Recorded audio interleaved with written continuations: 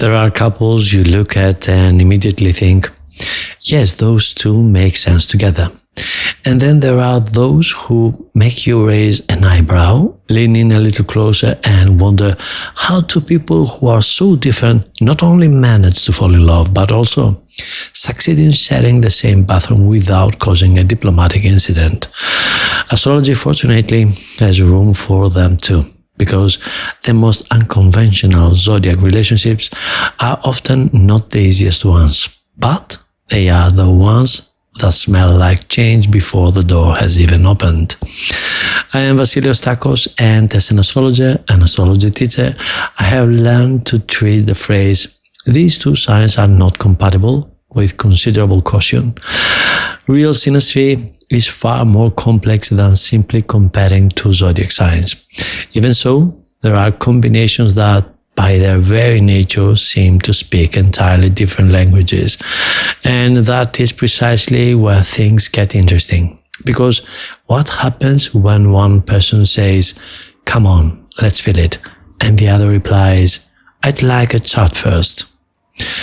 Taurus and Aquarius are a wonderful example. One wants to feel solid ground beneath their feet, to know where the relationship is going, and if possible, what we are having for lunch on Sunday.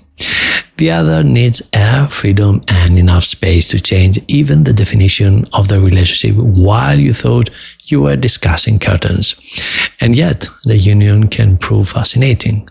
Taurus teaches Aquarius that freedom becomes more valuable when there is something real to return to. Aquarius shows Taurus that security does not mean we have to bolt the furniture to the floor. Equally unpredictable is the relationship between Gemini and Scorpio. Here you can almost hear the gears turning. Gemini wants information, conversation, movement, variety, although deep down they crave a little stability. Scorpio wants substance, depth, and that particular look that seems to pass straight through your skull and read even the things you have not thought yet. Gemini may ask, "What's wrong?" And Scorpio may reply, "Nothing," while already having written 3 internal volumes of psychological analysis. But if they manage to trust each other, something extraordinarily powerful is created. The mind meets instinct. Curiosity descends into the basement, and suddenly the conversation is no longer merely interesting. It is transformative. Another combination that rarely goes unnoticed is Leo and Capricorn. Imagine a theatrical stage next to a boardroom. Leo wants warmth, expression, enthusiasm, emotion, and the world will not end because of a little applause now and then. Capricorn listens, observes, and wonders whether the applause has been included in the annual budget.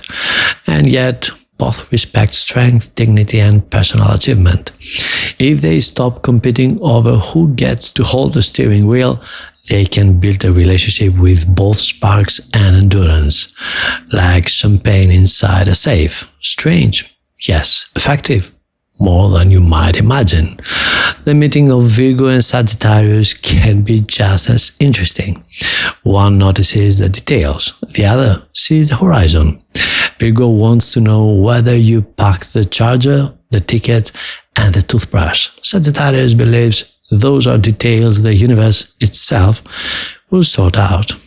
Here, friction is almost inevitable, but along with it comes enormous potential for growth. Virgo gives form to the vision. Sagittarius opens a window where Virgo could see only a wall.